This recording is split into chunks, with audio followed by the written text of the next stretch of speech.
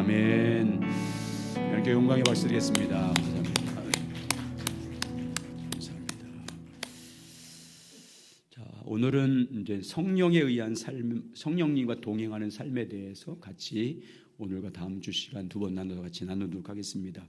지난번에는 말씀과 성령의 조화에 대해서 말씀 속에 담긴 하나님의 보화를 볼 수 있도록 성령님이 조명해 줘야 된다. 마치 밭에 감추인 보화를 발견하듯이 우리가 보화를 발견해야 되는 것을 같이 나눴습니다. 오늘은 이제 성령님이 어떤 분인지, 그 성령님과 동행하는 것이 어떻게 하는 것인지 같이 나누도록 하겠습니다. 성령에 의한 삶을 사는 데 핵심은 하나님과의 교제입니다. 성령님과의 교제입니다. 성령의 교제, 그리고 성령의 인도하심을 따라감으로 성령님과 동행하는 것, 이것이 성령에 의한 삶의 핵심입니다. 그러니까 우리가 날마다 성령님이 어떤 분인지 알아야 되고 또 성령의 인도하심을 늘 받는 삶이 되어야 됩니다. 먼저 오늘 같이 나눌 말씀은 성령님은 한번 따라하세요. 성령님은 인격체이신 하나님이십니다. 네, 아멘. 성령님은 인격체이신 하나님입니다. 삼위일체 하나님 중에 삼위 하나님이십니다. 예전에 보면 성령님을 어떤 능력이라든지 어떤 감화라든지 은사 이렇게 생각합니다. 그래서 성령님을 아주 가볍게 해서 앞에서 부흥게 하든지 뭐 하면 성령 받아라 이렇게 막 얘기해서 성령을 마치 능력을 받는 것처럼 성령 어떤 소유물처럼 이렇게 생각했는데 절대 그렇게 생각하면 안 됩니다. 성령은 어떤 능력도 아니고 은사도 아니고 성령님은 하나님이십니다. 성령님은 인격체이신 하나님이고 제3위 하나님이십니다.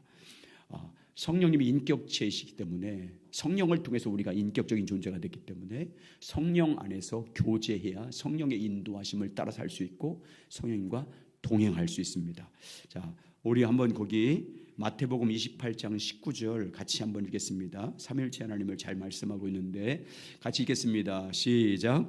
그러므로 너희가 가서 모든 민족을 제사로 삼아 아버지와 아들과 성령의 이름으로 세례를 베풀고, 누구의 이름으로 세례를 베풀래요? 모든 민족에게 가서 제사를 삼을 때 누구의 이름으로 세례를 베풀래요?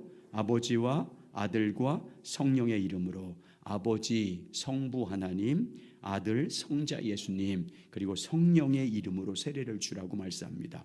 그러니까 삼위일체 하나님을 말씀하고 있어요. 어떻게 삼위일체 하나님을 나타나고 있냐면 아버지와 아들과 성령의 이름으로 세례를 주라 이렇게 말합니다. 여기 이제 이름이잖아요. 아버지와 아들과 성령의 이름으로 세례를 때 이 이름하면 만약에 여러분 성부, 성자, 성령님이 각기 다른 분이면 복수로 되어야 돼요. 이름이란 말이 아버지 이름 따로, 아들 이름 따로, 그리고 성령 이름 따로인데 여기는 단수로 되어 있어요. 헬라 원어에 단수로 되어 있습니다. 그러니까 성부, 성자, 성령 하나님이 한 분임을, 삼위일체 하나님이심을 볼 수 있습니다. 그래서 초대교회는 성부, 성자, 성령의 이름으로 세례를 줬지만 또 성경에 보면 예수 이름으로 세례를 준다 이렇게 많이 나와요. 예수의 이름으로. 이것은 성부, 성자, 성령 하나님이 삼위일체 하나님이신 것을 우리에게 보여준 것입니다. 아무튼 여러분, 성령님은 하나님이십니다. 성령님은 인격체이신 하나님이십니다. 그러니까 인격적으로 성령님과 교제하는 여러분 되시길 주님의 이름으로 축복합니다. 자, 두 번째는 성령님은 보혜사입니다. 자, 보혜사 아주 중요한 오늘 말씀인데 보혜사 요한복음 14장 16절 같이 있습니다. 자, 시작. 내가 아버지께 구하겠으니 그가 또 다른 보혜사를 너희에게 주사 영원토록 너희와 함께 있게 하리니. 예수님은 성령님을 이제 다른 이름 성령님을 이제 보내준다고 하는데 성령님을 뭐라고 표현하고 있어요? 또 다른 보혜사, 또 다른 보혜사. 예수님이 첫 번째 보혜사였고요. 예수님 말고 또 다른 보혜사를 주시겠다 이렇게 말씀합니다.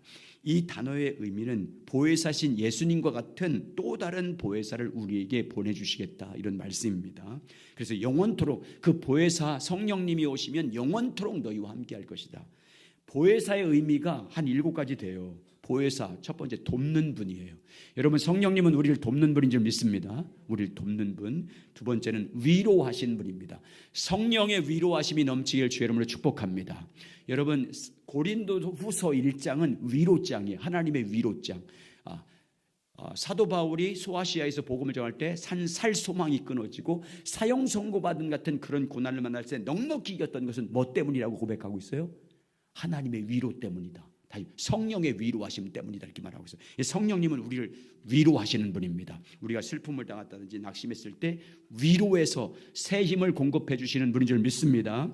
세 번째, 성령님은 변호사입니다. 우리를 변호해 주십니다. 하나님 앞에서 사탄은 우리를 검사처럼 정죄해요. 우리의 죄를 정죄합니다. 그때 예수님이 우리를 위해서 뭐합니까? 변호해 주십니다. 변호하신 분이에요. 성령님은 우리를 변호하십니다. 네 번째, 성령님은 중보자입니다. 우리를 위해서 중보하시는 분. 그래서 로마서 8장 26절부터 27절까지 보면 우리의 연약함을 아시나니 우리가 마땅히 빌 바를 알지 못하나 성령은 말할 수 없는 탄식으로 우리를 위해서 기도해 주신다, 중보해 주신다라고 말씀하고 있어요. 성령님은 상담자입니다. 우리를 상담해 주십니다. 여러분, 성령님과 친밀히 교제할 때 성령님이 여러분을 상담해 줄 줄 믿습니다. 여러분의 영적인 문제든 삶의 문제를 상담해 주신 분.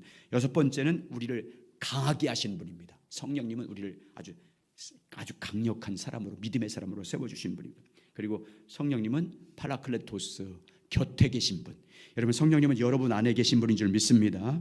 보혜사입니다. 보혜사. 이런 뜻을 갖고 있어요. 뒤에 이제 설명이 되어 있는데, 자, 보혜사 성령님입니다. 자, 그런데 예수님이 이렇게 말씀했어요. 요한복음 16장 7절에서 이렇게 말합니다. 자, 같이 읽어볼까요? 요한복음 16장 7절 시작. 그러나 내가 너희에게 실상을 말하노니 내가 떠나는 것이 너희에게 유익이라. 내가 떠나지 아니하면 보혜사가 너희에게로 오시지 아니할 것이요 가면 내가 그를 너희에게 보내리니. 여러분, 예수님 당시에, 예수님 이 땅에 공생했을 때, 십자가에서 죽으시고 부활했을 때 제자들에게 가장 큰 안전과 평안과 안심은 누가 함께하는 거예요? 여기에서요? 예수님이 함께하는 거잖아요. 그 당시에 사도들에게 있어서는 예수님이 지금 자기와 함께하는 것이 너무너무 중요한 거예요. 가장 큰 위로가 되고 가장 큰 능력이 되는 거예요. 근데 예수님이 대뜸 뭐라고 하냐면 내가 너희를 떠나는 게 너희에게 유익하다 이렇게 말하고 있어요. 내가 너희를 떠나는 것이 유익하다. 왜 그렇대요? 왜 내가 떠나는 것이 유익하대요? 그래야 예수님께서 예수님의 이름으로 누구를 보내주시기 때문이래요? 보혜사 성령님을 보내주시기 때문이다. 그래서 가면 내가 그를 너희에게 보낼 것이기 때문에 내가 빨리 떠나는 것이 좋다. 그래서 여러분, 성령님이 오셨기 때문에 하나님과의 교제가 이루어지고 성령님과 교제가 이루어지고 그리고 성령의 인도하심을 따라 사는 삶이 되고 성령님과 동행하는 삶이 되고 성령에 의한 삶이 되는 거예요. 여러분, 예수님께서 육신을 입고 이 땅에 오시면요, 예수님은 제한적이에요. 이스라엘 그 땅에서만 살아야 돼요. 여기 있는 사람은 주님과 교제할 수 없어요. 근데 성령님은 지금 믿는 모든 사람 가운데 함께한 줄 믿습니다. 구원받은 사람에게 다 함께해서 누구든지 성령님과 교제할. 그래서 우리에게는 예수님이 떠나고 보혜사 성령님이 오신 것이 유익이라고 말씀한 것입니다. 자, 그 다음 장 넘겨보겠습니다. 자, 설명된 거 한번 읽어볼게요. 같이 읽어보겠습니다. 쭉 읽어보겠습니다. 2페이지 시작. 예수님은 성령을 또 다른 보혜사라고 부르셨습니다. 예수님이 보혜사이시고 성령님은 예수님과 똑같은 다른 보혜사이십니다. 보혜사라는 단어에 이어 7가지 표현하고 있습니다. 돕는 분, 위로하는 분, 변호사, 중보자, 상담자, 강건하게 하신 분, 곁에 계신 분. 자, 계속 있습니다. 시작. 예수님의 제자에 대해 있어 예수님께서 그들과 계속해서 함께 하시는 것보다 더 좋은 것이 무엇이 있겠습니까? 그런데 예수님은 오히려 자신이 떠나가고 성령께서 그들에게 오시는 것이 그들에게 더 유익이라고 말씀하셨습니다. 왜냐하면 성령이 오시면 예수님께서 그리스도의 영인 성령을 통해 각기를 각자 안에 계시며 그들과 동행하는 것이 가능하기 때문입니다. 이 얼마나 놀라운 축복입니까? 이 사실만 보아도 우리는 성령의 교제가 얼마나 중요한가를 분명하게 볼 수 있습니다. 예수님께서 승천하시고 성령이 오시면 예수님께서 그리스도의 영으로 우리 가운데 함께 하시는 거예요. 여러분, 예수님은 우리 가운데 오시는데 뭘로 오시는 거예요? 또 다른 의미는 뭘로 오시는 거예요? 성령으로 임재하시는 거예요. 하나님이 우리 가운데 어떻게 임재하시는 거예요? 성령으로 임재하시는 거예요. 또 다른 보혜사는 성령으로 임재하시는 거예요. 그래서 그 성령님과 친밀하게 교제하고 성령님의 가르침을 받고 성령님의 인도하심을 받고 성령님의 보호를 받고. 그러니까 이거 여러분 우리가 성전돼서 우리 가운데 성령이 임하시면 최고의 축복이에요. 아멘. 근데 문제는 뭐냐? 그 성령님과 교제하지 않는다는 거예요. 늘 성령님과 대화해야 됩니다. 우리 안에 오셨기 때문에 믿음으로 해야 됩니다. 자, 구원과 성령과의 관계 보면 여러분 주 예수 그리스도를 믿고 구원받으면 구원받은 보증으로 우리가 여러분 보증할 때 인감 도장을 찍는 게 너무너무 중요하잖아요. 우리가 구원받았으면 구원받은 보증으로 우리 가운데 누구를 보내주시는 거예요? 하나님이 성령님을 보내주시는 거예요. 구원받은 사람들에게는 누구나 구원을 보증으로. 자, 고린도후서 1장 21절. 자, 보여주세요. 이번 허양 미사님 고린도후서 이 앞에 보세요. 시작. 우리가 너희를 함께 그리스도 안에 굳건하게 하시고 우리에게 기름을 부으시는 하나님이시니. 죄송합니다. 22절이었구나. 22절까지 읽어야 되는데 그 허양 미사님 지금 못할 거야. 나중에 그다음에 성령으로 보내사 인쳐 주셨다, 보증해 주셨다 이렇게 말하고 있어요. 뒤에 또 비슷한 말씀이 나오니까 이해해 주시기 바랍니다. 여러분 예수 그리스도를 믿어 구원받은 사람들에게는 누구나 예수 그리스도를 주로 고백한 사람들에게는 구원받은 증거로 우리 가운데 누구를 보내주시는 거예요? 성령님이 내 안에 보내주시는 거예요. 또 하나님의 자녀로 거듭났으면 하나님의 아들이 된 거잖아요. 아들 되긴데 이건 또 누가 보여요? 양자의 영인 성령님을 보내주십니다. 자, 이번에는 갈라디아서 4절과 6절. 자, 읽겠습니다. 시작. 때가 참에 하나님이 그 아들을 보내사 여자에게 나게 하시고 율법 아래 나게 하신 것은 율법 아래 있는 자들을 속량하시고 우리로 아들의 영분을 얻게 하려 하심이라. 너희가 아들임으로 하나님이 그 아들의 영을 우리 마음의 가운데 보내사 아빠 아버지라 부르게 하셨느니라. 아멘. 아들로 거듭나면 하나님이 그 아들로 보장해 주기 위해서 너는 아들이야, 하나님의 자녀야, 너는 하나님의 아들로 거듭났어 라고 우리 가운데 누구를 보내주시는 거예요? 성령님을 보내주시는 거예요. 자, 오늘 말씀 거기도 똑같은 말씀. 그러니까 거듭났을 때 성령이 우리 가운데 내주하는 거예요. 예수 그리스도를 믿음으로 구원받은 우리 모두는요, 거듭난 우리들은 다 성령님 우리 안에 계십니다. 예수 그리스도가 여러분의 주님이신 것을 여러분 고백하십니까? 시인하십니까? 성령님 우리 가운데 계십니다. 하나님 아버지십니까? 성령님 계셔요. 우리 가운데 와 계십니다. 여러분 믿어야 주님과 교제가 될 수 있어요. 자, 로마서 8장 9절과 10절. 로마서 8장 9절과 10절입니다. 시작. 만일 너희 속에 하나님의 영이 거하시면 너희가 육신에 있지 아니하고 영에 있나니 누구든지 그리스도의 영이 없으면 그리스도의 사람이 아니니라. 또 그리스도께서 너희 안에 계시면 몸은 죄로 말미암아 죽은 것이나 영은 의로 말미암아 살아있는 것이니라. 야, 그리스도의 영이 없으면 그리스도 사람이다. 그리스도의 사람들은 다 성령을 받은 사람들이야. 성령이 있다. 그 속에. 자, 로마서 8장 14절 16절입니다. 시작.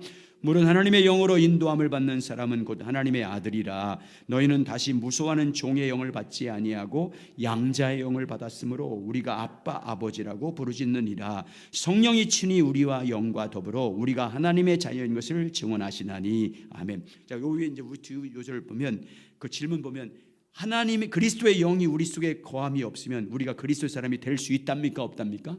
없어요. 하나님의 그리스도의 영이 성령님이 우리 안에 거하지 않으면 그리스도의 사람이 될 수 없어요. 여러분, 하나님이 사람이 되는 반드시 성령을 받아야 될 줄 믿습니다. 보증으로 성령, 예수 그리스도를 믿음으로 말미암아 거듭나서 하나님의 자녀가 됐기 때문에 성령님이 우리 가운데 임하시는 거예요. 구원의 보증으로 하나님의 아들 된 보증으로 성령님을 우리 가운데 보내주는 것입니다. 자, 에베소서 1장 13절 14절 여기 앞에 보세요. 몇 군데 오늘 볼 게 있어요. 여기 형용문법 교재 안 들었기 때문에 시작. 그 안에서 너희도 진리의 말씀 곧 너희의 구원의 복음을 듣고 그 안에서 또한 믿어 약속의 성령을 인치심을 받았으니 이는 우리 기업의 보증이 되사 그 얻으신 것을 속량하시고 그의 영광을 찬송하게 하려는 것이라. 13절 다시 한번 뒤로 돌려보내실래요? 13절. 자, 밑에 듣고 예수 그리스도의 복음을 듣고 믿음으로 구원받았어요. 그러면 뭐 한대요? 약속의 성령으로 우리를 인침받는, 약속의 성령을 보내서 인쳐서 너희는 구원받은 백성이라는 것을 보증해 준다 이렇게 말씀하고 있어요. 그래서 여러분, 그리스도께서 우리 안에 거하신다는 말이 뭐예요? 그리스도께서 우리 안에 거하신다는 말은 누가 임하시는 거예요? 뭘로 임하시는 거예요? 성령으로 임하시는 거예요. 자, 또 앞에 보여주세요. 자, 요한일서 3장 24절. 여러분, 하나님과 성령님은, 하나님과 예수님은 우리 안에 뭘로 오시는 거예요? 성령으로 오신 거예요. 내 이름으로 예수님 오신 거예요. 자, 보세요. 시작. 그의 계명을 지키는 자는 주 안에 거하고 주는 그의 안에 거하나니 우리에게 주신 성령으로 말미암아 그가 우리 안에 거하시는 줄을 우리가 아느니라. 우리 안에 성령님이 계신 걸 통해서 누가 우리 안에 계신 걸 우리가 알 수 있다는 거예요. 주님이. 그리스도께서 하나님이 내 안에 계신 것을 뭘로 말미암아 아는 거예요? 성령이 내 안에 계신 걸로. 다 또 한 가지. 요한일서 4장 13절 시작. 그의 성령을 우리에게 주심으로 우리가 그의 안에 거하고 그가 우리 안에 거하시는 줄 아느니라. 주님이 우리 안에 거하시는 것을 뭘로 아는 거예요? 성령으로. 아멘. 성령님이 임하시는 것이 예수님이 임하시는 것이고요. 한 분이기 때문에, 삼일체 한 분이기 때문에 하나님이 우리 가운데 거하시는 거예요. 그래서 우리가 하나님을 아빠 아버지라고 불러요. 누가 임했기 때문이래요? 성령님이. 그렇죠. 거기잖아요.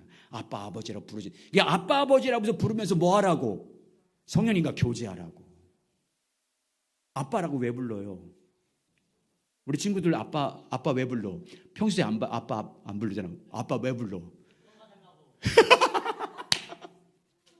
돈 받으려고 부르는데 그러면 안 되지. 아빠하고 교제하려고 그래야지.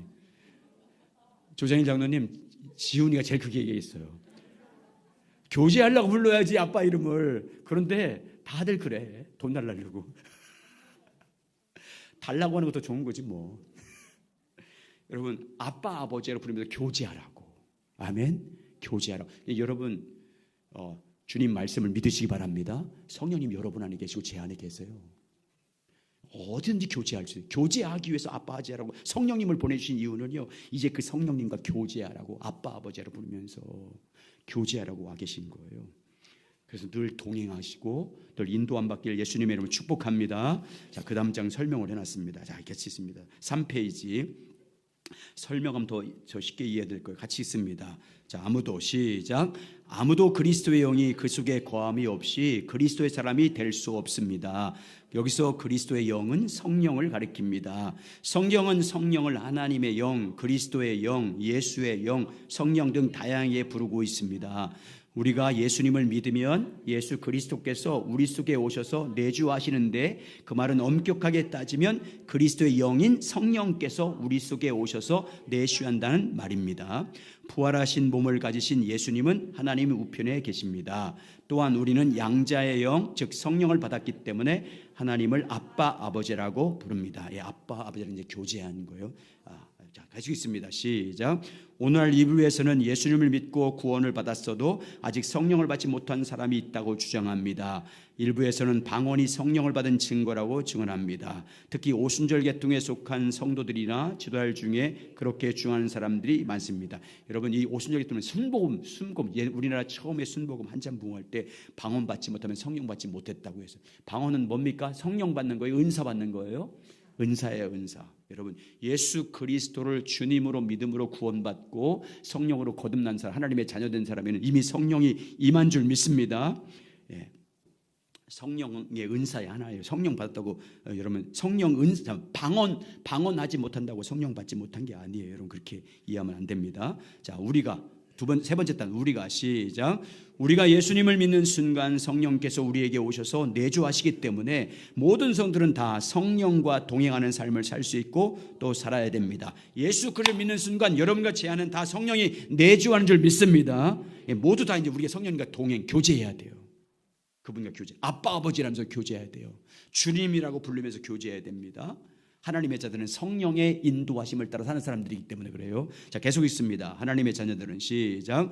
하나님의 자녀들은 성령에 의해 인도함을 받는 사람들입니다. 그런데 매우 심각하게도 오늘날 많은 성도들은 그러한 삶을 살지 않습니다. 그뿐 아니라 그 삶이 우리 신앙생활의 핵심이라는 사실조차, 여러분, 신앙생활의 핵심은 하나님과 친밀한 교제입니다. 그건 구체적으로 말하면 신앙의 핵심 본질은 누구와 교제하는 거예요? 성령님과 교제하는 거예요. 근데 성령님과 교제하지 않으면 안 되는 거예요. 성령님과 동행하기 위해서 날마다 친밀히 교제해야 돼요. 여러분 안에 계신 성령님을 믿을 때 성령님과 교제가 돼요. 아멘. 여러분 안에 계신 성령님이 오셨으면, 이미 오셨어요. 여러분, 성령님 어서 오시옵시오 아니에요. 이미 예수님을 주님으로 믿고 구원받은 사람들이 이미 성령이 오신 줄 믿습니다. 그분의 성령이 나타나기를 사모하면서 오시옵소서 이렇게 하는 거지, 성령님이 우리 안에 계신 줄 믿습니다. 그래서 그분과 친밀히 교제해서 여러분 안에 계신 성령님이 여러분을 통해서 뭐 해야 돼요? 나타내야 돼요. 아멘. 그래서 사도 바울이 성령의 나타남과 능력으로 복음을 전했다잖아요. 이 성령님과 친밀해지면 친밀해질수록, 친밀히 교제하면 교제할수록 성령님이 여러분을 통해서 나타나는 거예요. 여러분 안에 계신 성령님이 어떤 때는 여러분에게 기도도 응답해 주시고 필요한 것도 채워 주시고 또 은사도 나타내 주시고 또 우리를 인도해 주시고 승리하게 하시는 여러 가지 증거들을 보여주시는 거예요. 그래서 성령님과 친밀히 교제해야, 그래서 성령의 음성을 듣고 따라가야 됩니다. 늘 그런 교제가 있길 예수님의 이름으로 축원합니다. 자, 그럼 성령님과 동행하기 위해서는 어떻게 해야 되는지 아주 중요한, 성령님과 동행하기 위해서는요, 1번 읽겠습니다. 성령님과 동행하기 위해서는 중요한 기본적인 요새, 여러분 개인적으로 실제적으로 교제해야 됩니다. 1, 시작. 성령님과의 개인적이고 실제적인 교제를 가져야 됩니다. 성령님이 내 안에 오셨습니다, 내 안에 계심을 믿습니다, 이게 중요하잖아요. 실제로 교제해야 돼요. 아멘. 성령님과 실제로 이제 교제해야 되는 거예요. 그래야 돼요. 그래야 성령님이 여러분 가운데 자꾸만 깨닫게 하시고 감동도 주시고 가르쳐 주기도 하고 음성을 들려주시기도 여러 가지 하는 거예요. 성령님과 친밀히 교제해야 됩니다. 자, 있습니다. 시작. 성령과 동행하는 삶을 살기 위해서는 각 성도는 성령님과의 예인적인 교제를 실제적으로 가지고 있어야 합니다. 성령님과의 실제적인 교제를 통해서 우리는 실질적이고 개인적으로 하나님을 경험하며 살 수 있습니다. 예, 성령님과 교제해야 하나님을 경험할 수 있어요. 여러분, 성령님은 하나님을 우리 가운데 증거해 주시는 분이에요. 하나님을 경험하게 하시는 분이에요. 하나님의 인자하심을 맛보게 하는 분이에요. 성령님은 예수 그리스도의 십자가, 예수님께서 이루신 모든 것들을 경험하게 만드는 분이에요. 그러니까 사랑으로 말하면 이런 거예요. 하나님 아버지는 사랑의 본체세요. 본체 자신의 성령, 하나님은 사랑이십니다.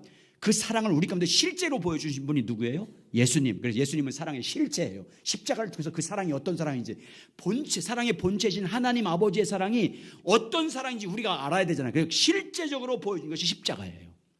십자가를 통해서 하나님의 사랑이 이런 사랑이다, 너희를 이렇게 사랑한가를 실제로 보여준 것이 십자가의 예수님이에요. 사랑의 실체.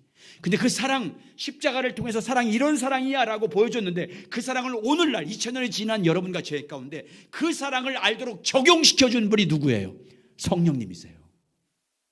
성령님이 그 사랑 우리 가운데 적용시켜서 그 사랑을 알도록, 그 사랑을 경험하도록, 그 사랑이 얼마나 큰 건지 체험할 수 있도록 오늘 우리 가운데 성령을 경험하게 하시고 적용시켜준 분이 성령님이에요. 그러니까 성령님과 교제하지 않으면 하나님을 알 수 없어요. 십자가 사랑을 알 수 없어요. 여러분, 그래서 개인적으로 실제로 여러분 교제하실 주의 이름으로 축원합니다. 여러분 성령님과 개인적으로 교제를 가지고 있습니까? 친밀히 교제해야 돼요. 어디든지 할 수 있어요. 여러분 내 안에 계시니까, 내 안에 성령이 계시니까 어디든지 교제할 수 있으면 늘 주님과 교제하시길 주님의 이름으로 축원합니다. 만약 성령님과 교제하자면 이제부터 계속해서 성령을 사모하고 주님과 날마다 간구해서 성령님과 교제하셔야 돼요. 자, 계속 만약부터 읽겠습니다. 시작. 만약에 여러분이 아직 성령님과 실질적이고 개인적인 교제를 가지고 있지 않다면 무엇보다 그것을 추구하기 위해서 하나님의 도움을 간절히 간구해야 합니다. 성령님과의 실제적인 교제가 없이는 성령의 인도하심을 받는 삶은 절대 불가능합니다. 성령님과 실제로 교제해야 성령의 인도하심을 받을 수 있고 성령의 가르침을 받을 수 있고 성령이 말씀하시는 음성을 듣고 동행하는 삶을 살 수 있습니다. 자, 계속 있습니다. 시작. 어떤 종류의 교제건 하나님과의 대화 없이는 불가능합니다. 성령님과의 교제에 있어서도 한 중요한 핵심은 성령님과의 대화입니다. 성경 안에서 살아가는 기본적이고 기초적인 방법은 내주하시는 성령과 적극적인 대화를 유지하는 것입니다. 그것이 우리의 변화와 갱신의 열쇠입니다. 성령님과의 대화를 하느냐 하지 않느냐에 따라 성령의 소멸을 소멸하기도 하고 성령께서 더욱 역사하시도록 하게 하기도 합니다.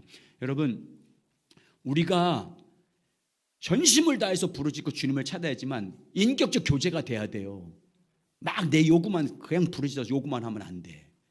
교제하셔야 돼. 교제가 돼. 대화는요 서로 이렇게 서로 주고받는 거잖아요. 그런 교제가 돼요. 여러분, 그래서 늘 성령님과 여러분 개인적으로 교제할 때는 대화하세요. 성령님, 제가 이런 일을 어떻게 할지 모르겠어요. 성령님 어떻게 해야 될까요? 저에게 깨닫게 해주세요. 가르쳐 주세요. 어떻게 해야, 이런 문제 어떻게 풀어야 될까요? 성령님 가르쳐 주세요. 이렇게 세미하게 친구와 이야기하듯이 여러분 안에 계신 그분과 친밀히 여러분 이렇게 성령님과 교제하는 것이요 우리의 변화의 가장 빠른 길이에요. 우리의 신앙의 성숙의 가장 큰 열쇠는요 성령님과의 대화예요. 친밀. 여러분 보세요. 내가 내 안에 성령이 계신 성전인 내가 믿고 내 안에 성령님이 계신 걸 믿어보세요. 실제로 믿어보세요. 삶이 달라져요. 그때부터 그분과 또 교제해 보세요. 어디 가든지 어떤 상황이든지 그분을 믿고 그분과 교제하는데 여러분, 죄를 어떻게 지을 수 있어요? 우리의 변화와 삶의 질의 변화는요, 성령님과 대화예요. 항상 성령과 대화, 그분의 인도하심을 받고 또 그분이 가르쳐주는 대로 인도한 따라가고, 그럼 믿음과 삶이 완전히 바뀌기 시작합니다. 여러분, 성령님과 개인적으로 교제해야 됩니다. 적극적으로 성령님과 교제해서 성령의 인도하심을 받길 예수의 이름으로 축원합니다. 자, 4페이지 보겠습니다. 그래서 성령님과 교제하는 데 있어서 핵심은요, 성령의 임재를 인식하는 거예요. 아주 중요한, 성령이 내 안에 계신 걸 인식하고 사는 거예요. 항상 내 안에 성령님이 계신 걸 인식하는 임재, 하나님의 임재, 성령의 임재를 인식하는 게 너무너무 중요해요. 우리 신앙생활에 아주 너무 중요해요. 자, 거기 성령의 임재를 인식하는 것이 핵심이에요. 성령님과 교제에 있어서 가장 큰 핵심은 내 안에 성령님이 임재하신다는 것을 인식하는 것이 가장 중요한 아주 핵심입니다. 믿어야 됩니다. 믿어야 됩니다. 여러분, 주님 말씀을 믿으시길 주의 이름으로 축원합니다. 갈라디아서 1장 27절 28절 보세요. 주님 말씀이에요. 여러분 느낌이나 감정 믿지 마시고 주님 말씀 믿으시기 바랍니다. 골로새서 1장 보여주세요. 자, 시작. 이 비밀은 만대로부터 감춰진 것인데 이제 그의 성도들에게 나타났고, 그 하나님이 그들을 하여금 이 비밀의 영광이 이방인 가운데 얼마나 풍성한지 알게 하려 하심이라. 이 비밀은 너희 안에 계신 그리스도니 곧 영광의 소망이니라. 비밀이 나타났다. 그게 뭐예요? 복음의 비밀, 구원의 비밀이 뭐라는 거예요? 네 속에 있는 그리스도다. 그분이 이미 너에게 임했다, 이 말이잖아요. 자, 갈라디아 2장 20절 보세요. 내가 그리스도와 함께 십자가에 못 박혔네. 그런즉 이제 내가 산 거예요. 오직 내 안에 누가 사신 것이라? 주님 말씀 믿으시기 바랍니다. 내 안에 주님이 계신 걸 믿어야 돼요. 그리스도 성령으로 와 계신 걸 믿어야 돼요. 인식해야 돼요. 항상. 그래야 대화가 되잖아요. 그래야 교제가 되잖아요. 믿으시기 바랍니다. 여러분 안에 계십니다. 여러분 생각해 보세요. 아무리 예수님을 내 주님이다고 믿는데 내 안에 주님이 안 계셔. 구원이 없는 거잖아요. 생명이 없잖아요, 내 안에. 그 육신의 생명이 끝나면 어떻게 돼요? 그 영혼이 생명이 없는데, 내 안에 그리스도가 없는데 내 안에 계셔야 돼요. 그래서 복음의 비밀은 그리스도가 내 안에 계신 그리스도예요. 네 속에 계신 그리스도. 그리고 예수님께서 여러분 요한복음 14장 16장에서 성령님을 어디에 보내주신대요? 네 속에 계시겠습니다. 네 속에 보내줄 거다 이렇게 했잖아요. 그래서 오늘날 성전은 우리예요. 아멘. 우리가 성전이에요. 주님의 성령이 거하신 성전이에요. 하나님이 성령으로 우리 가운데 거하십니다. 예수께서 성령으로 우리 가운데 거하시는 거예요. 성령으로 임재하시는 거예요. 이미 오셨어요, 여러분. 이 인식, 이걸 분명히 갖고 있어야 돼요. 이 믿음을.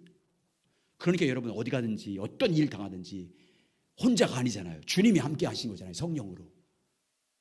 담대할 수 있잖아요. 무서움을 극복할 수 있잖아요.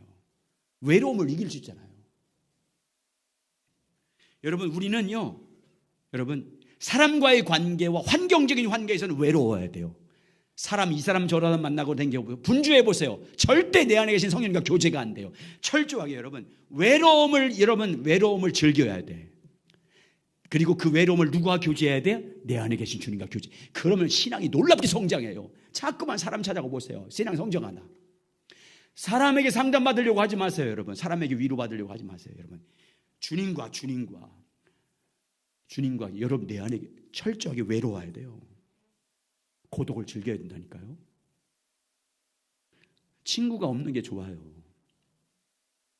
주님과 교제하기 위해서. 내 안에 주님 계신데 그분과 친밀히 교제해 내 신앙이 성장하고 속사람이 강건해지잖아요. 여러분 믿으시기 바랍니다. 그래서 주님과 실제적인 교제를 위해서 주님과 함께하는 삶을 살고 성령의 인도하심을 사는데 가장 큰 핵심은요, 하나님의 임재와 연결되어 있어요. 임재와. 그러니까 우리 상황 가운데 하나님이 내 안에 계신 그리스도, 내 안에 계신 성령님을 알게 하고 그분과 친밀한 교제 가운데 이끌어서 나를 성장시키고 내 안에 계신 그리스도로 말미암아, 내 안에 계신 성령으로 말미암아 만족하게 만들기 위해서 철저하게 우리를 외로움 가운데 몰아올 수도 있어요. 고난 가운데 몰아올 수 있어요. 주만 바라보도록, 내 안에 계신 주님만 바라보도록. 이게 축복이에요, 그것은. 자, 모세가 그걸 잘 보여주고 있어요. 자, 모세를 통해서 하나님의 임재가 얼마나 중요한지, 하나님과의 교제에서 얼마나 중요한지 보겠습니다. 자, 출애굽기 33장 1절과 3절 같이 있습니다. 시작. 여호와께서 모세에게 이르시되 너는 내가 애굽 땅에서 인도하여낸 백성과 함께 여기를 떠나서 내가 아브라함과 이삭과 야곱에게 맹세하여 내 자손에게 주기로 한 그 땅으로 올라가라. 내가 내 사자를 너보다 앞서 보내어 가나안 사람과 아모리 사람과 헷 사람과 브릿 사람과 휘 사람과 여부 사람을 쫓아내고 너희를 젖과 꿀이 흐르는 땅에 이르게 하려니와 나는 너희와 함께 올라가지 아니하리니 너희는 목이 곧은 백성인즉 내가 길에서 너희를 진멸할까 염려함이라. 3절 마지막에 보면 내가 너희와 함께 올라가지 않겠다. 주님이 가나안 땅은 약속 땅 들어가게 했다는 거예요. 그 땅을 천사를 보내서 다 물리쳐 주겠다는 거예요.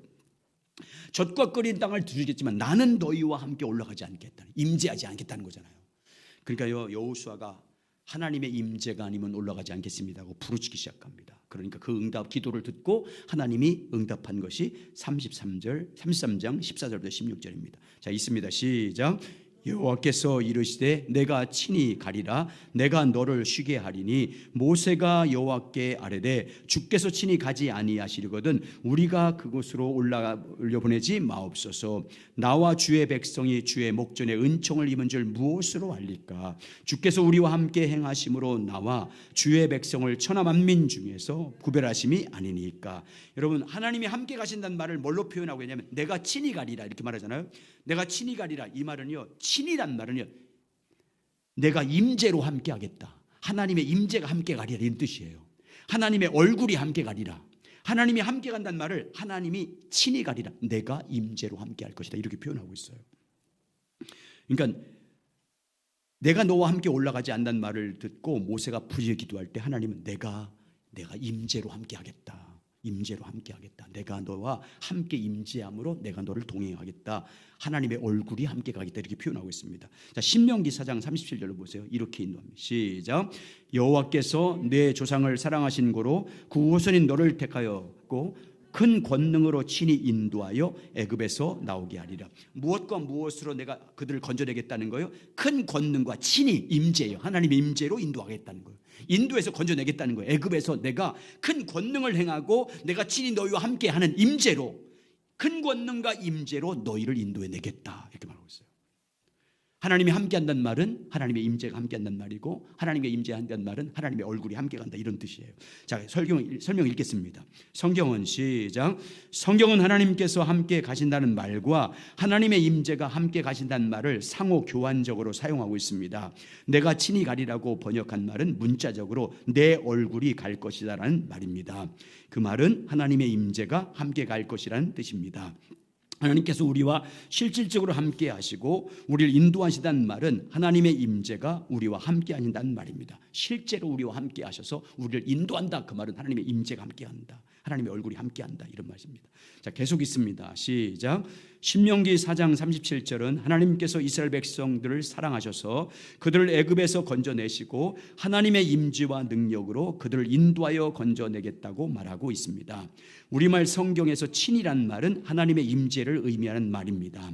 하나님의 임재는 하나님께서 하나님의 백성들 가운데 실제적으로 함께 하시면서 그들을 인도하시는 것을 의미하기 때문에 하나님의 임재는 하나님의 백성들의 삶의 가장 중요한 요소 중 하나입니다.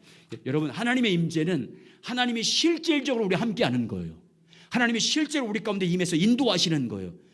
여러분, 그러니까 하나님의 임재가 너무너무 중요한 줄 믿습니다. 그 하나님의 임재는 다른 말로 하면, 오늘 말하면 누구의 임재예요? 성령의 임재예요. 자, 그 다음 절 넘겨보세요. 구약에도 마찬가지예요. 구약에도 하나님의 임재를 성령의 임재로 표현해요. 자, 이사야서 63장 10절에서 14절입니다. 시작. 그들이 반역하여 주의 성령을 근심하게 하였으므로 그들이 돌이켜 그들의 대적이 되사 친히 그들을 치었더니 백성이 옛적 모세 때를 기억하여 이르되 백성과 양떼의 목자를 마라에서 올라오게 하신 이가 이제 어디 계시냐? 그들 가운데 성령을 두신 이가 이제 어디 계시냐? 그의 영광의 팔이 모세의 오른손을 이끄시며 그의 이름을 영원하게 하려 하사 그들 앞에서 물을 갈라지게 하시고 그들의 기쁨을 인도하시되 광야에 있는 말같이 넘어지지 않게 하신 이가 어디 계시냐. 여호와의 영이 그들의 골짜기로 내려가는 가축같이 편히 쉬게 하셨도다. 주께서 이와 같이 주의 백성을 인도하사 이름을 영화롭게 하셨나이다 하였느니라. 하나님이 그들을 인도해 주시고 이끌어내 주시고 그들과 함께 해 주시고 그를 영화롭게 하고 인도하는 것을 누구를 보내서 하신대요? 지금 주의 영 성령님을 보내서 한다고 하잖아요. 백성들 가운데 누구를 두셨대요? 주의 성령을 보내서 하나님의 임재했대요. 성령의 임재. 하나님의 인도와 누구의 인도를 동일시하고 있어요? 성령의 인도를 동일시하고 있잖아요. 하나님의 인도하심이 곧 성령의 인도하심을 동일시하고 있어요. 그런데 이스라엘 백성들이 반복적으로 누구를 근심케 했대요? 누구를 근심하게 했대요? 딱 10절 뭘로 시작하고 있어요? 그들이 반역하여 주의 성령을 근심하게 하심으로. 하나님 앞에 죄를 짓고 하나님과 주의 성령을 보내서 주님과 친밀히 교제하라고 했는데 교제하지 않음으로 성령을 근심케 만들었어요. 자, 읽어보겠습니다. 자, 시작. 하나님은 성령을 이스라엘 백성들 가운데 두셨습니다. 하나님의 인도와 성령의 임재는 밀접한 관계를 가지고 있습니다. 당연히 하나님의 인도는 곧 성령의 인도입니다. 이스라엘 백성들이 광야에서 반복적으로 하나님을 분노케 하고 대적하고 불신한 사건을 두고 성경은 그들이 성령을 근심케 했다고 말하고 있습니다. 하나님이 성령으로 그들 가운데 임재했는데 그 주님의 뜻을 따르지 않고 대적하고 불신한 그 사건을 성령을 근심케 했다. 여러분, 이것을 우리 가운데 적용해야 됩니다. 우리는 성령을 근심하게 하면 안 돼요. 여러분, 늘 성령님과 교제하는 삶이 되시길 주의 이름으로 축복합니다. 늘 성령님을 인식하고 항상 우리 가운데 성령님 임재해 계심을 인식하고 그 성령님과 친밀히 교제해서 성령의 인도하심을 따라야 됩니다. 그래서 성령의 인도하심을 받는 삶을 살고 성령님과 교제하고 성령님과 동행하는데 핵심은요, 성령의 임재를 항상 민감하게 반응하는 거예요. 성령의 임재를 항상 성령의 임재 앞에 민감해야 돼요. 내 안에. 그래서 여러분 항상 살피되 어디를 살피래요? 마음을 살피라고 했어요. 마음. 성령님이 어디 계시기 때문에? 내 마음 안에 영으로 계시기 때문에. 성령님이 내 마음에서 어떻게 인도하시는지, 어떻게 말씀하시는지, 어떻게 운행하고 계신지, 무엇을 지금 나에게 가르쳐 주려고 하시는지 늘 내 마음에 계신 성령님의 임재에 민감해야 돼요. 민감해야 됩니다. 자, 거기 보세요. 자, 웨스트민스터 거기 채플에 나온 거기 한번 읽어보겠습니다. 시작. 웨스트민스터 채플에서 섬겼던 R.T. 킨들 목사는 성령을 소멸치 않는 삶에서 이렇게 말합니다. 우리에게 필요한 것이 바로 성령께 대한 민감함이다. 이 말은 그분의 일하시는 방식에 민감하여 하나님을 기쁘시게 하는 것과 성령께서 조금이라도 임재를 거두실 때 그것을 즉각적으로 민감하게 알아차리는 것을 의미합니다. 성주님의 임재가 떠난 후에 그것을 얼마나 신속하게 인식하냐가 그 사람이 얼마나 성령님과 친밀함을 말해주는 척도입니다. 이런 거예요. 내가 성령님과 좀 이렇게 성령님과 친밀한 교제가 멀어지는 것 같아. 그때 민감하게 반하는 것이 중요하다 그 말이에요. 내가 성령님과 관계를 소홀히 하고 교제를 소홀히 해서 내 마음에 성령의 인도하심과 인도해 주시고 감동시켜 주시고 깨닫게 하시고 가르치는 것이 늘 느끼는 것이 둔감해졌어요. 그때 민감하게 반응해서 속히 돌이켜서 그 성령님을 더욱 찾고 그 성령님을 인정하고 인식하고 믿음으로 교제하는 것이 중요하다 그 말이에요. 여러분, 늘 우리 안에 계신 성령님에게 늘 우리 마음이 가 있어야 돼요. 그래서 여러분, 성령이 충만해서 내 안에서 역사하면 어떻게 한대요? 예수님 말씀으로 말하면 요한복음 7장 35절부터 38절까지 말씀에 의하면 우리 배에서 성령이 충만하게 되면, 성령으로 우리 가운데 임재해서 역사하기 시작하면 내 배에서 뭐가 넘친대요? 생수의 강이 나오리라. 그분의 음성을 듣게 되고 그분의 인도하심을 받게 되고 그분이 성령이 주신 평강과 의와 평강이 내 안에서 넘치는 하나님 나라가 이루어진다는 거잖아요. 자, 그러면 여러분, 우리 안에 계신 성령의 임재가 우리 가운데 나타날 때 언제 나타날까요? 내 안에 계신 성령님이 나를 통해서 나타날 때 언제일 것 같아요? 주의 얼굴을 구할 때예요. 그래서 그 밑에 보세요.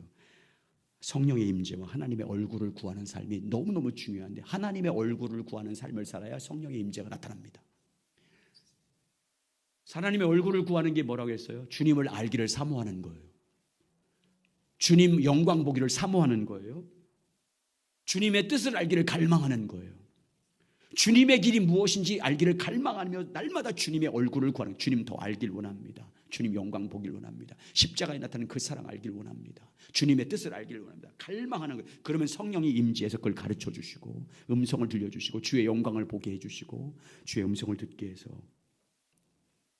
주님의 임재를 더 확실히 가운데 경험 살게 만듭니다. 자, 그 모세를 보면 알 수 있어요. 아까 읽어봤잖아요. 출애굽기 33장 1절부터 3절 읽어보겠습니다. 그 밑에 자, 모세 시작. 여호와께서 모세에게 이르시되 너는 내가 애굽 땅에서 인도해낸 백성과 함께 여기를 떠나서 내가 아브람과 이삭과 야곱에게 맹세하여 내 자손에게 주기로 한 그 땅으로 올라가라. 내가 사자를 너보다 앞서 보내어 가나안 사람과 아모리 사람과 헷 사람과 브릿 사람과 휘 사람과 여부수 사람을 쫓아내고 너희를 젖과 꿀이 흐르는 땅에 이르게 하려니와 나는 너희와 함께 올라가지 아니하리니 너희는 목이 곧은 백성인즉 내가 길에서 너희를 진멸할까 염려함이라 하시니. 자, 여러분, 하나님이 올라가지 않겠다니 함께 가지 않겠다는 거예요. 임재를 거두겠다는 거예요. 모세에게 가나안 땅은 주겠지만 임재를 거두겠다는 거예요. 그러니까 하나님께서 함께 올라가지 않겠다고 하니까 모세가 그때부터 기도하는데, 자 보세요. 기도하는데 무슨 기도하는 줄 아세요? 하나님 임재를 하지 않겠다는 거예요. 가나안 땅에 함께 올라가지 않겠대. 그러니까 하나님 앞에서 기도할 때 모세가 무슨 기도할 때 하나님의 임재하겠다고 약속하냐면 무슨 기도하는지 보세요. 자, 보여주세요. 출애굽기 13장 12절부터 14절까지 자 보세요. 읽겠습니다. 시작. 모세가 여호와께서 아뢰어 물으시옵소서 주께서 내게 이 백성을 인도하여 올라가라 하시면서 나와 함께 보낼 자를 내가 지시하지 아니하시나이다. 주께서 전에 말씀하시기를 나는 이름으로도 너를 알고 너도 내 앞에 은총을 입었다 하였사온즉. 자, 그다음 절 보세요. 자, 뭘 기도하는지 보세요. 주의 임재하지 않겠다는 이런 기도예요. 제가 이렇게 내가 참으로 주의 목전에 은총을 입었사오면 원하건대 주의 길을 내게 보여주십시오. 그 다음에 뭐예요? 주를 알게 해주십시오. 요 기도만 해요. 내가 은총을 입었으면 함께 가십시오 이렇게 기도하는 게 아니라 주의 길을 나에게 가르쳐 주시고 주님이 누구인지 너에게 알려주십시오. 그 더 가면 주의 영광을 보게, 주님 영광보다는 주님을 알게 해달라는 거잖아요. 주님이 어떤 분인지 알게 해달라고 기도해요. 그러니까 마지막 절 14절 보여주세요. 14절 시작. 여호와께서 이르시되 내가 친히 가리라. 내가 너를 쉬게 하리라. 내가 친히 임재로 함께 하겠다. 무슨 기도하니까? 주의 얼굴을 구하니까. 주님의 임재, 성령님이 우리 안에서 하나님이 어떤 분인지 우리 가운데 계시해 주시고 주의 음성을 듣게 해 주시고 주님의 뜻이 무엇인지 알게 해 주시고 그러므로 우리가 그 뜻을 따를 때 주님의 영광이 나타나고 주의 능력이 따르고 주의 표적이 따르는 삶을 위한 기도의 핵심은요, 주의 얼굴을 구하는 거예요. 내가 무엇을 필요한 것을 구하는 게 아니라 주님의 얼굴을 구하는 거예요. 주님 알기를 구하는 거예요. 주님 알기를. 이게 여러분 내가 정말 주님 알기를 갈망해야 돼요. 그게 실제로 있어야 돼요. 내가 정말 주님이 어떤 분일까. 여러분 말씀 하나로 천지를 만들어줬잖아요. 전능하신 분이잖아요. 그 말씀 하나로 빛이 있으라 궁창이 있으라 바다와 땅을 가누자 이런 말씀 하나로 모든 만물을 창조. 이게 영적 세계까지잖아요. 우리가 보이는 이 전체 세계 자연 세계뿐만 아니라 보이지 않는 세계까지 말씀으로 다 창조했잖아요. 그 광대하심을 우리가 어떻게 알아요? 주님 그 광대하심을 제가 경험하기를 원합니다. 주님의 영광이 어떠한지. 시편을 보세요. 시편의 기자들 보세요. 그 영광을 알고 노래하고 있거든요. 창조주 하나님의 그 영광스러움이 얼마나 놀라운 것인지 알고 그걸 노래로 시편을 써서 노래하고 있잖아요. 찬양은 세 가지 이유 때문이에요. 첫 번째, 창조주 하나님. 창조주 하나님께서 만물을 창조하신 하나님이 모든 만물을 창조하기 위해서 행하신 그 일이 얼마나 광대한지 알기 위해서 찬양했고요. 알고 찬양했고, 두 번째, 우리를 구원하기 위해서 하나님이 행하신 일이 얼마나 놀라운 사랑인지 알기 위해서 찬양했고요. 세 번째, 우리 일상 가운데 때를 따라 필요한 양식을 채우신 그 세미한 섬세하신 하나님의 사랑을 알고 이 세 가지 가지고 노래했어요. 알았다는 거잖아요. 주님 어떤 분이냐? 그 광대하심. 말씀 하나로 모든 만물과 보이는 세계와 보이지 않는 세계를 창조하시고, 우리는 그냥 이 태양계 속만 있지만 이 태양계 같은 세계가 수천억 개가 있는데 우린 태양계 안에서 겨우 달아나갔잖아요. 수천억 개 별 중에 태양계에 있는 별들이 수천억 개예요. 조까지 얘기하는 사람이 있어요. 그 수천억 개 중에서 한 개 달 하나 갔어요. 달 하나. 근데 그런 태양계가 수천억 개 또 있어. 그걸 말씀 하나로 창조하신 그분의 창조의 위대함을 우리가 알아야지 찬양이 제대로 나오잖아요. 주 하나님 지으신 세계, 그런 노래가 진짜 나오잖아요. 자연을 볼 때마다. 여러분, 자연의 법칙들을 보세요. 하나님이 다 법칙을 가지고 만들었잖아요. 그 법칙. 제가 그 위대한 복음 1단계 첫째 과에서 그 사람의 인체 구조라든지 세상 만드는지 설계, 여러분 모든 만물은요 다 설계도, 이 교회를 건축하는데 설계도가요, 우리 교회 겨우 이거 300평지인데 설계도가 이만한 비슬인가, 이만한 게 비슬인가, 이만한 게 이렇게 두꺼워요. 이 건물 짓는데 설계도가 있어요. 이 설계도도 다 지은 거잖아요. 근데 저 롯데 빌딩이라든지 63 빌딩 같은 거 보세요. 그 설계도가 얼마나 많겠어요. 두바이에 있는 그 가장 좁은 브루노 빌딩, 그 삼성이 참여했어요. 그게 세계에 있는 최고의 설계자들만 45명, 설계자들만. 거기 건축에 참여한 사람들이 여러분 얼마나, 전기, 배관, 창문, 이 모든 게 다 설계대로, 다 설계도대로. 모든 것이 우리에게 DNA는 설계도예요. 설계도. 그 설계도대로 내 성격이 결정돼요. 설계도에 따라, DNA에 따라서 성품, 성질, 그의 특징, 그분의 달란트 다 결정돼요. 설계도에 따라서 다 설계도대로 된 거예요, 우리. 그래서 아무리 쌍둥이여도, 일란성 쌍둥이여도 다 달라요. 조금씩 달라요. 다 설계도 따라. 모든 만물에 설계도가 있다, 그 말은 설계를 그린 사람이 있다는 거잖아요. 그렇다면 자연 질서 보세요. 다 보세요. 법칙이 있어요. 법칙, 원리가 있어요. 설계도대로 돼요. 세상이 법칙에 따라 돌아가잖아요. 여러분, 세상 사람들이요 하나님의 창조 법칙을 지켜요. 여러분 보세요. 6일 동안 일하고 하루 쉬어요. 이게 어디서 나왔어요? 6일 동안 놀고 6일 동안 일하고 주일날 쉬자, 일요일날 쉬잖아요. 이게 어디서 나왔어요? 하나님이 6일 동안 창조하시고 마지막 7째 날 쉬었기 때문에 이게 다 세상 사람들 그 창조 질서대로 살아요. 근데 그 사람들은 안 믿고 우리는 믿고, 그날 저 사람들 놀러 가고 우리는 교회 나와서 예배 드리는 거고. 여러분, 역사가 AD와 BC로 나눠지잖아요. 그 중심이 누구를 중심으로 나눠진 거예요? 예수님 오심으로. 여러분, 세상 모든 역사는 예수님 중심이에요. 다 인정한 이들. 여러분, 그 광대하신 하나님, 결국 그 과학 몇 개 발견한 것 가지고 그 원리 발견한 거 아주 유명이잖아요. 하나님의 창조 질서를, 법칙을 발견한 거예요. 과학은 하나님이 창조해 놓은 것을 원리 하나 발견한 거예요. 주님 얼굴을 구하셔야 돼. 그러면 여러분이 필요한 것 안 구해도 다 알아주셔. 다 해결돼요. 주님 알기를 구해야 돼요. 여러분, 십자가 사랑 얼마나 큰 사랑이에요. 여러분, 그 독생자, 자기 아들 독생자를 십자가에 대속물로 되어서 십자가에 다 죽도록 내버려 두시는 그 하나님 아버지의 우리를 향한 사랑을 확증시켜 준 거잖아요. 그 사랑이 얼마나 큰 사랑이에요. 그리고 그 사랑을 이루기 위해서 죽기까지 복종한 예수 그리스도의 그 복종과 섬김을 보십시오, 여러분. 그걸 여러분이요 성령을 통해서 조명받지 않으면 제대로 몰라요. 그걸 알기를 갈망하는 게 주의 얼굴 구하는 거예요. 그러면 성령님이, 여러분 보세요. 성령님이 주님을 알기를 원하는데 가만히 있겠어요? 주님을 더 알기를 원해요. 하나님의 그 광대하심을 알기를 원해요. 십자가 그 사랑을 알기를 원해요. 성령님이 가만히 계시잖아요. 여러분 안에 계신 성령님이 조명해 줄 줄 믿습니다. 임재를 나타내시는 거예요.